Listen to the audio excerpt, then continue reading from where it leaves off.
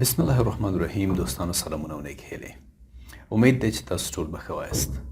په نن درس کې موږ او تاسې ټاسکبار باندې ښه کلیک کوو، یعنې ټاسکبار مینو موږ او تاسې وایو.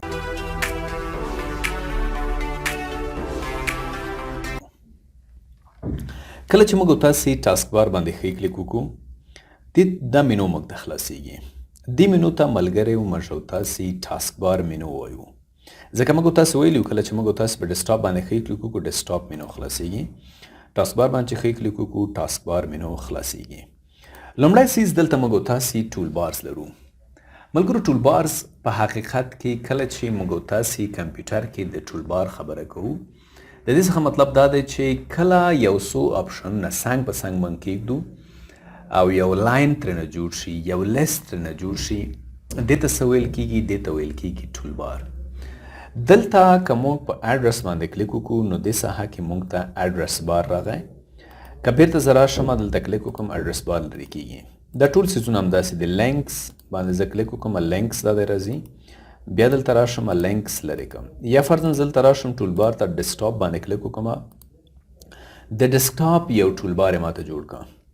زموږ او ستاسې ډیسکټاپ باندې چې څومره څیزونه دي، څومره آیکانې دي، څومره شارټکټونه دي، فولډرونه دي، نور فایلونه دي، دا ټول یې راواخیستل او د یو ټولبار په ډول باندې په ټاسکبار باندې ځای په ځای کړل.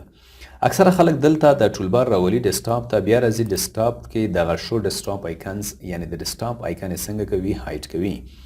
د همدې ټولبار څخه ګټه اخلي. فرضاً زه غواړم په دې ټولبار کې دلته راځم دس پی سي ته، فقط ماوس پوینټر ور باندې ودروئ، بیا راځم افغان استاد ته، دلته یو خاص سافټویر یا یو څیز زه خلاصول غواړم، د دې لارې نه زه هم څنګه کولی شم دا کار ترسره کولی شم.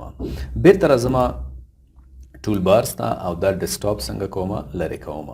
بیا راځم ډیسکټاپ ته او د دې ځای څخه شو ډیسکټاپ آیکنز، یعنې بیرته د خپل ډیسکټاپ آیکن یې څنګه کوم؟ ښکاره کوم. یو بل کار هم موږ کولی شو، ټول بارز ته که راشو دلته نیو ټول بار دی. ګورئ اکثره وخت داسې پیښیږي لکه فرضاً دغه یو فولډر زه لرم د مایکروسافټ په نوم باندې، د دې فولډر زه یو خاص ټول بار په خپل ټاسکبار باندې جوړول غواړم. نو په ټاسکبار باندې ښه کلیک کوم، ټول بارز ته راځم، دلته ورته وایم نیو ټول بار.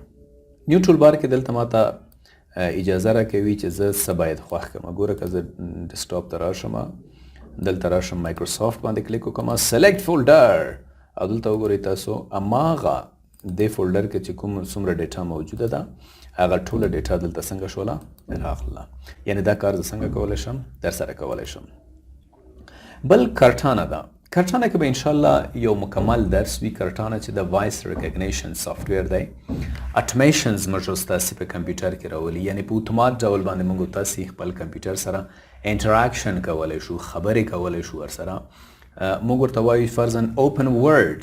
کرټانه به ورډ پروګرام څنګه کوي؟ خلاصوي. یا فرضاً موږ ورته وایو ځینې نور څیزونه دي په انټرنیټ کې، لکه فرضاً وایو هو از د فاونډر اف مایکروسافټ. مایکروسافټ بنسټګر څوک دی؟ پخپله به موږ ته انټرنیټ به موجود وي، د بیل ګیټس عکس به راځي. یعنې ځینې اتومات کارونه دي چې کمپیوټر د کرټانه په واسطه باندې ترسره کوي. دې کې به انشاءالله زه تاسو ته بهترین یو ټریننګ جوړوم. خو اوس وخت لپاره دومره زده کوو چې کله موږ کرټانه ته راشو هیډن باندې کلیک وکړو، کرټانه دې ځنه هیډ کېږي. که بیا راشو شو کرټانه آیکنز، دغه د کرټانه آیکن ده، دا موږ ته څنګه کېږي؟ دلته معلومیږي. بیا موږ راځو کرټانه ته، ورته وایو هیډن پټې کړه.